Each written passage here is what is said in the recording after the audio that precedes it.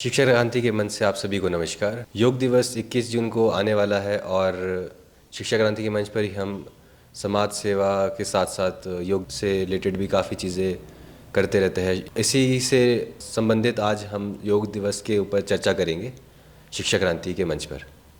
तो सबसे पहले सत्येंद्र सर को नमस्कार। तो मैं सर पूछना चाहूँगा कि योग दिवस का आपके जीवन में क्या उसका प्रभाव पड़ा है। प्रश्न पूछने के लिए बहुत बहुत धन्यवाद दिव्यांशु जी।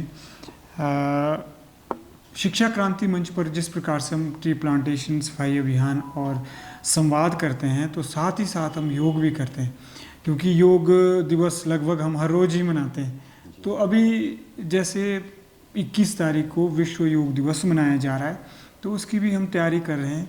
हम जिस प्रकार से आज एकत्रित हुए हैं और योग पर कुछ चर्चा करने जा रहे हैं, तो निसंदेह इसका प्रभाव तो रहता ही है। बेशक हम हर रोज़ योग दिवस मनाते हैं, लेकिन जब सामूहिक तौर पर कुछ दिवस मनाया जाए तो प्रभाव पड़ना स्वाभाविक है। एक एनर्जी नहीं होती, फिर एक सिनर्जी होती है। और आप देख सकते हैं कि जिस प्रकार से योग का मतलब ही होता है कि अपनी जो इंडिविजुअल कॉन्शियसनेस को यूनिवर्सल कॉन्शियसनेस से योग करना, जोड़ना, यूनाइट करना, हार्मोनाइज करना, तो नेचुरली फ़र्क तो पड़ेगा, प्रभाव तो पड़ता ही है, कहीं ना कहीं महसूस भी होता है। सर, जब कभी भी हम योग की बात करते हैं तो ध्यान स्वतः ही योग में शामिल हो जाता है। तो मेरा आपसे एक प्रश्न है, और मेरे को लगता है कि ये आजकल सभी का प्रश्न होगा कि हम ज़्यादा से ज़्यादा समय तक ध्यान में कैसे रहे, क्योंकि आजकल बहुत ही डिस्ट्रैक्शंस हम फेस कर रहे हैं। सर, यही मेरा प्रश्न। मैं कहना चाहूँगा चेतन जी कि अगर आप सचमुच जीवन में ध्यान उतारना चाहते हैं, तो सबसे पहले तो आप इस बात का ध्यान रखें कि जो भी आप काम करें वो ध्यान से करें। ध्यान एक अलग से विधि हो सकती है, लेकिन अगर हम जीवन को ध्यान में उतारते हैं, हर काम, जिस प्रकार से मैं आपसे बात कर रहा हूँ, तो मेरी एकाग्रता है, मेरा एकाग्रचित्त है आपसे बात करने में, और मैं ध्यान दे रहा हूँ आपसे बात करने में। तो अगर हम कोशिश करें कि जो भी कुछ काम करें हमें ध्यान से करना है, हमें वर्तमान में रहना है। ऐसा ना हो कि हमारा मन हमें कभी पास्ट में ले जाए, कभी फ्यूचर में ले जाए। कोशिश करें कि हम प्रेजेंट में ही रहने की कोशिश करें और अभ्यास करें, प्रयास करें, और यही साधना है, सबसे बड़ी साधना है। तो एक दूसरी बात जो मैं कहना चाहूँगा वो यह है कि कम्युनिकेशन स्किल सीखो, अंग्रेज़ी में सीखो या हिंदी में सीखो। जब आप अपने विचारों को अभिव्यक्त करना सीख जाएंगे, आपने देखना आपका मानसिक स्वास्थ्य दुरुस्त रहेगा, हल्का महसूस करोगे। क्योंकि हमारे मानसिक स्वास्थ्य को सबसे ज़्यादा आक्रमण कौन चीज़ें करती हैं, सबसे ज़्यादा अटैक क्या चीज़ें करती हैं? विचार, ऊहापोह। जो विचार होते हैं, विचार के जो हमारे 3 स्तर होते हैं। एक होता है जिस विचार का हमें पता ही नहीं है, एक रूप है विचार का जो पता ही नहीं है। आपको पता आपके मन में क्या विचार आ रहा है? नहीं है। तो वो है जिसका हमें भान नहीं होता है, एक रूप। और दूसरा है जिसका हमें भान हो जाए कि यार मैंने तो जाना है, घर लेट हो रहे, पता चल गया। और तीसरा रूप है जो व्यवहार में परिणत हो जाता है। व्यवहार में परिणत हो जाता है मतलब व्यवहार में परिवर्तित, बदल जाता है। तो विचार के 3 रूप है। विचार तो फिर भी मनुष्य अपने अधीन कर लेता है, कर सकता है, लेकिन जो भाव है ना, ये नहीं होते। भाव तो ज्वार भाटे के जैसे आते हैं और एकदम से बहा के ले जाते हैं।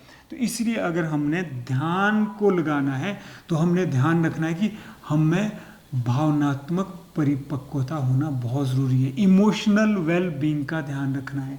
If we do not take care of our emotional well being today, definitely it will badly affect our life all together tomorrow. तो आज हमने भावनात्मक तौर से परिपक्व होना है, भावों का ध्यान रखना है। अगर आपने इन चीज़ों का ध्यान रख लिया, जिसको हम बोलते हैं शब्द साधना करनी है आपने। शब्द साधना का मतलब खाली बोलना नहीं है, शब्द साधना का मतलब मौन भी होना है। शून्य साधना उसके बाद है। शून्य साधना का मतलब है कि उसके बाद हम क्या करना चाहिए, हमें जो हमारे भीतर विचार है ना मन में, अगर आप मानसिक तौर पर स्वस्थ होना चाहते हैं, क्योंकि योग का मतलब ही क्या होता है? योग का मतलब ही होता है कि it is the way of connecting human with his real self. यानी एक मनुष्य को उसके वास्तविक स्वरूप से जोड़ने वाली चीज योग है। It is the way of connecting humans with each other. यानी योग क्या है? योग आध्यात्मिक प्रक्रिया है जो मनुष्यों को एक दूसरे से जोड़ती है। वो ये नहीं बोलती लड़ो मरो मारो, वो बोलती कि भैया आप जुड़े हैं एक दूसरे से। जैसे हम अक्सर कहते हैं कि कोई छोटा कोई बड़ा, संसार के अनेक आकार, भेद सत्य नेहा, आंखों का सार में एक प्रकार, सार में तो एक ही प्रकार है। तो अध्यात्म यही तो कहता है। अध्यात्म ये नहीं बोलता कि ये पुरुष है, स्त्री है, ये नीच जाती हैं, ऊंच जाती हैं, ये अमीर है या गरीब है। अध्यात्म कहता है कि भैया यहाँ से आप एक समान हो। तो अगर आप ऐसा करते हैं, शून्य साधना करते हैं, शून्य का मतलब है कि जितने भी विचार आपने यहाँ कौंध रहे आपके दिमाग में, उनको अगर आप सुंदर आकार दोगे तो संवाद का संस्कार पैदा हो जाएगा। और अगर आप निर्विचार होके उनसे पार चले जाओगे तो आप शून्य की ओर जाओगे। तो कहने का मतलब है योग हमें जोड़ता है, संपूर्णता से जोड़ता है। जिस प्रकार से मनुष्य को उसके वास्तविक स्वरूप से जोड़ता है, मनुष्य को मनुष्य से जोड़ता है, उसी प्रकार से योग की जो तीसरी परिभाषा मेरे अनुसार जो मैंने समझी है वो यह होनी चाहिए कि जिस प्रकार से योग मनुष्य को मनुष्य के वास्तविक स्वरूप से जोड़ रहा है, योग मनुष्य को मनुष्य से आपस में जोड़ रहा है, उसी प्रकार से योग ह्यूमैनिटी को नेचर से जोड़ रहा है। यानी संपूर्ण मानवता को प्रकृति से जोड़ रहा है। जो बात हम 20 वर्षों से कह रहे हैं, आपको पता है यूएन आज क्या थीम रख रहा है? आज रख रहा है yoga for one health one earth. अब देखो जरा, यानी अर्थ के लिए अब अर्थ से स्वच्छता ग्रह, ग्रह मीन आग्रह भी और ग्रह मतलब अर्थ भी है। तो स्वच्छता मतलब योग, जो भी बता के हटाऊं, यानी यम नियम में जो शौच है, और ग्रह मीन्स धरती। तो सोचो आप, जो स्वच्छता ग्रह हम 15-20 साल से जो प्रमोट कर आज यूएन बोल रहा है। तो इसका मतलब यही है कि अगर आप योग को सचमुच अपने जीवन में उतारना चाहते तो कुछ तो सुनो यार, देखो तो सही। आप उठ के वैसे ही योग कर रहे, ठीक है, वो भी अच्छा है, आसन कर रहे, आप प्राणायाम कर रहे, you are doing like acrobats, circus के नटुए के जैसे आप यूं यूं कर रहे, वो भी ठीक है, सम्मान किया जाना चाहिए, वो भी आसन है, वो ऐसे नहीं किए जा सकते, माफ़ करना। या फिर योग के नाम से आप उद्योग चला रहे, वो भी ऐसे नहीं किए जाते। आप यूट्यूब चैनल देखो, एक के बाद एक आपको योग सिखाने वाले मिल जाएंगे, बेचारे उनने मेहनत की होगी, I salute them, heads off to them. लेकिन उनका लोकतांत्रिक अधिकार है, इसलिए हम किसी के लोकतांत्रिक अधिकार को का हनन नहीं करना चाहते, छीनना नहीं चाहते, लेकिन उनके अधिकार के साथ साथ कर्तव्यों को जिताना चाहते, बताना चाहते कि अगर हम सिर्फ और सिर्फ अपने उद्योग तो योग के खड़े किए हमने और सांस्कृतिक योग आगे नहीं गया तो क्या होगा? ढोंग पैदा हो जाएगा। सर, जैसे कि आजकल लोग योगा उद्योग के लिए कर रहे हैं, अपने फ़ायदे के लिए कर रहे हैं जैसे, तो क्या वो गलत है? और काफ़ी लोगों को तो जैसे योगा का असली मतलब भी नहीं पता है, तो उन लोगों को आप क्या कहना चाहेंगे? करने देना चाहिए मेरे विचार से तो, क्योंकि लोकतंत्र है, सबका लोकतांत्रिक अधिकार है। सिर्फ हमारा यह प्रयास रहना चाहिए कि उनको उनके लोकतांत्रिक अधिकार के साथ साथ उनका जो लोकतांत्रिक कर्तव्य है उसके लिए भी हम उनको जगाएं। और लोकतांत्रिक कर्तव्य का मतलब है कि उनको सांस्कृतिक योग को आगे ले जाने के लिए आगे आना चाहिए। जिस प्रकार से हम कहते हैं, अक्सर हर मंच पर कहते हैं कि फले फूले योग का उद्योग, राजनीति भले ही करे योग, स्थापित नहीं हुआ अगर सांस्कृतिक योग तो साबित होंगे राजकाज के योग इस दुनिया में सबसे बड़े ढोंग। अब आप पूछेंगे कि सांस्कृतिक योग क्या है? सांस्कृतिक योग का मतलब है कि मनुष्य का उसके वास्तविक स्वरूप से योग होना, जुड़ाव होना, मनुष्यों का मनुष्यों के साथ योग होना, जुड़ाव होना, एकता होना, भाईचारा होना, और मानव जाति का प्रकृति के साथ तालमेल होना, जुड़ाव होना, एकत्व होना। तो योग का मतलब ही जोड़ है। पहले तो इंसान अपने वास्तविक स्वरूप से जुड़े, स्व ज्ञान की ओर जाए। जब वो अपने वास्तविक स्वरूप से जुड़ेगा तो वो है अपने नेबर से, पड़ोसी से, दूसरे आदमी से भी ज़रूर जुड़ेगा। फिर वो भेदभाव नहीं करेगा, अमीर गरीब का भेदभाव नहीं करेगा, ऊंच नीच का भेदभाव नहीं करेगा। और फिर उसके बाद वो प्रकृति से भी ज़रूर जुड़ेगा। फिर खुले में कचरा नहीं फेंकेगा वो, फिर वो प्रकृति का दोहन नहीं करेगा वो, फिर प्रकृति का सम्मान करेगा, फिर वो क्या करेगा? वृक्षारोपण करेगा, प्रकृति का सौंदर्यकरण करेगा, संवर्धन करेगा। तो ये योग है। इस तरह के योग को सांस्कृतिक योग कहते हैं। तो हम अक्सर कहते हैं कि जब मनुष्य का हक नहीं खाएगा, जब मनुष्य होकर अपने बंधु मनुष्य का हक नहीं खाएगा, प्रकृति से तालमेल बिठाएगा, तभी वह सांस्कृतिक योग का पालक और जनक कहलाएगा। तभी वह सांस्कृतिक योग का पालक और जनक कहलाएगा। तो ये सांस्कृतिक योग बहुत ज़रूरी आगे ले जाना है। जैसा कि आपने कहा कि योग का मतलब जुड़ाव होता है, और मेरे को ऐसा लगता है कि अगर कोई व्यक्ति अगर स्वतः खुद को जान गया तो वो प्रकृति को भी जान लेता है, क्योंकि उसको पता है कि प्रकृति के बिना उसका कोई अस्तित्व है ही नहीं। और अगर वह कुछ प्रकृति में कुछ भी जैसे कि दुर्व्यवहार या कुछ भी गंदा प्रकृति में फेंकता है या कुछ, तो कहीं ना कहीं आगे आने वाले समय में उसको भुगतान करना पड़ेगा। तो इसीलिए जैसा कि आपने कहा कि योग हमें खुद से जोड़ता है, और तो इससे मैं काफ़ी रिलेट कर पाया सर। मेरा प्रश्न वापस वही रहेगा कि जैसे मैंने आपसे पहले पूछा था कि ध्यान, मैं इसको थोड़ा सा अलग तरीके से पूछना चाहूँगा कि क्या ऐसा संभव है कि कोई व्यक्ति अपने दिन के 24 घंटे ध्यान में ही रह सके? बिल्कुल पॉसिबल है, क्योंकि अगर हम योग की जो हमारी सांस्कृतिक परिभाषाएं हैं, अगर हम उनको ध्यान से देखें तो यह संभव है। सबसे पहली जो मुख्य परिभाषा वो है योगश चित्तवृत्ति निरोधम, जो पतंजलि महर्षि बोलते हैं कि योग का मतलब है कि चित्त वृत्तियों का निरोध है। चित्त मतलब हमारा जो मन है, वृत्तियाँ मतलब जो विचार उठते हैं, निरोध मतलब या तो दो उनको सुंदर आकार, संवाद के माध्यम से उनको सुंदर आकार दो, संवाद का संस्कार पैदा करो, या फिर हो जाओ निर्विचार। तो चित्त वृत्ति निरोध का मतलब है कि जो हमारे चित्त में विचार उठते हैं ना, उनको या आकार दो या निर्विकार हो जाओ। तो आपका क्या प्रश्न था? Is it possible to be in meditation? अब देख लीजिए आप, जब आप ऐसा करेंगे, जब आप कुछ लिखते रहेंगे, मान लीजिए मैं आपको कुछ आंसर कर रहा हूँ, मैं लिख रहा हूँ, तो एक तरह से योग ही घटित हो रहा है, ध्यान है, क्यों नहीं है? तो उसी प्रकार से जब भी आप कोई भी काम कर रहे हैं, अगर आपका उसमें एकाग्रचित है और ध्यान दे रहे हैं, तो आप देख लीजिए संभव है, कोई भी काम कर ले, संभव है। और दूसरी बात, दूसरी जो श्री कृष्ण जो इसकी परिभाषा देते हैं, वो कहते हैं कि योगा कर्मसु कौशलम, अर्थात जब हम किसी भी कर्म को कुशलतापूर्वक करते हैं तो वह योग कहलाता है।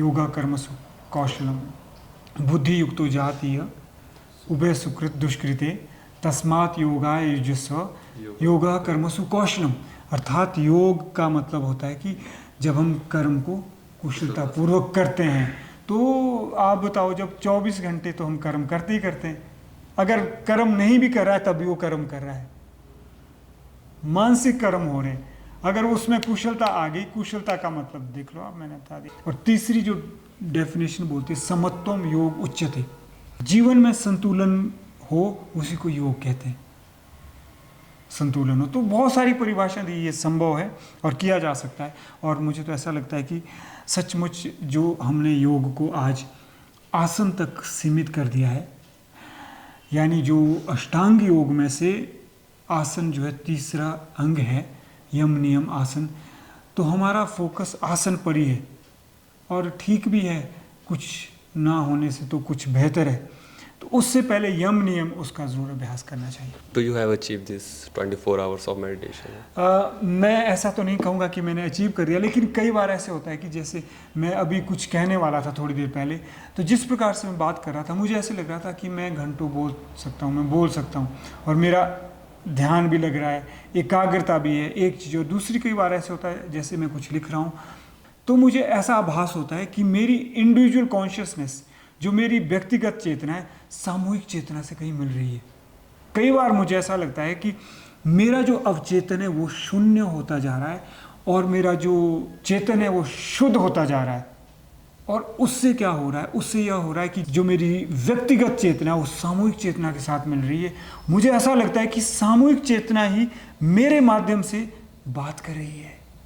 जैसे कि सामूहिक चेतना कह रही है कि, वैश्विक चेतना कह रही है कि, यूनिवर्सल कॉन्शियसनेस कह रही है कि स्वच्छता इस तरह से आगे जानी चाहिए, योग इस तरह से आगे जाना चाहिए, ऐसा होता है वैसा होता है। मैं अभी थोड़ी देर पहले आपको एग्जाम्पल दे रहा था कि कोई छोटा कोई बड़ा, संसार के अनेक आकार, भेद सत्यन आँखों का सार में एक प्रकार।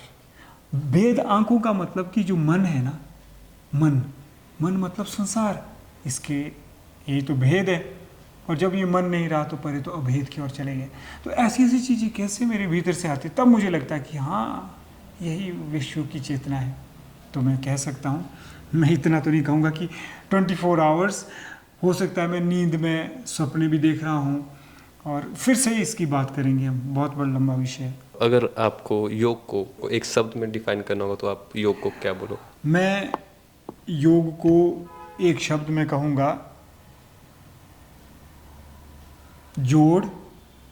योग का मतलब जुड़ाव, मनुष्य और मनुष्य के बीच में, मनुष्य और प्रकृति के बीच में, यानी मानव जाति और प्रकृति के बीच का जुड़ाव योग है। वो एक शब्द, ऐसा जुड़ाव जो मनुष्य को मनुष्य से जोड़े और मनुष्य को प्रकृति से जोड़े। और मनुष्य को प्रकृति से जोड़े। बस ये ध्यान रखो कि बहुत बड़ी बड़ी बातें हो सकती है। आप बस योग का जो एक अंग है वो है प्राणायाम। आप प्राणायाम क्या करो, यानी शीर्ष साधना तो करनी, सुबह वॉक के लिए जाया करो। प्राणायाम का मतलब है कि आप सांस लो, रोको और छोड़ो। सिंपल सी बात है, गहरे जाने की भी ज़रूरत नहीं। अगर प्राणायाम करेंगे तो इसका मतलब है आप असर देखोगे अपने मानसिक स्वास्थ्य पर भी, और अपने जीवन में भी देखोगे कि आपकी ऊर्जा का स्तर बढ़ रहा है। हमारी सांसें जितनी लंबी और गहरी होगी, हमारी जिंदगी में उतनी ही शांति और प्रसन्नता भरी होगी। हमारी सांसें जितनी लंबी और गहरी होगी, हमारी ज़िंदगी में शांति और प्रसन्नता उतनी ही भरी होगी। और बेशक हमारी सांसें लंबी और गहरी हो, पर ध्यान रखें प्रकृति भी हरी भरी हो, क्योंकि जो हमारी सांसें हमें मिल रही है वो वृक्षों से मिल रही हैं। इसीलिए योग का मतलब है कि हमारा जुड़ाव प्रकृति से होना चाहिए। यही समय की मांग भी है। अगर यह मांग पूरी नहीं की तो क्या होगा, योग के उद्योग भी चलेंगे, सब कुछ चलेंगे, लेकिन प्रकृति का नाश हो जाएगा, तो हम योग का लाभ हमें नहीं मिल पाएगा। और ठीक है, जो बच्चे योग करते हैं, ध्यान करते हैं, आसन करते हैं, वो तो अच्छा है। तो इस तरह का जो हमारा आज का संवाद सत्र था, हमें सर ने बहुत कुछ बताया योग के बारे में, योग से कैसे जुड़े रहे, योग के क्या लाभ है, फ़ायदे हैं। और शिक्षा क्रांति के मंच पर हम अक्सर इस तरह के संवाद सत्र करते रहते हैं, सामाजिक कार्य करते रहते हैं। तो किसी को भी अगर योग से जुड़ना हो, शिक्षा क्रांति से जुड़ना हो, सत्यन सर से जुड़ना हो, तो वो मोस्ट वेलकम है, सादर आमंत्रित है हमारे प्लेटफॉर्म पे। और इसी के साथ आप सभी का हमारे साथ जुड़े रहने के लिए धन्यवाद। और वीडियो को लाइक करें, शेयर करें, कमेंट करें, अपने विचार हमें बताएं योग के बारे में। आप क्या सोचते हैं, आप योग को किस तरह देखते हैं, ज़रूर कमेंट करें। और आप सभी का बहुत बहुत धन्यवाद। जय हिंद, जय भारत, जय विश्व।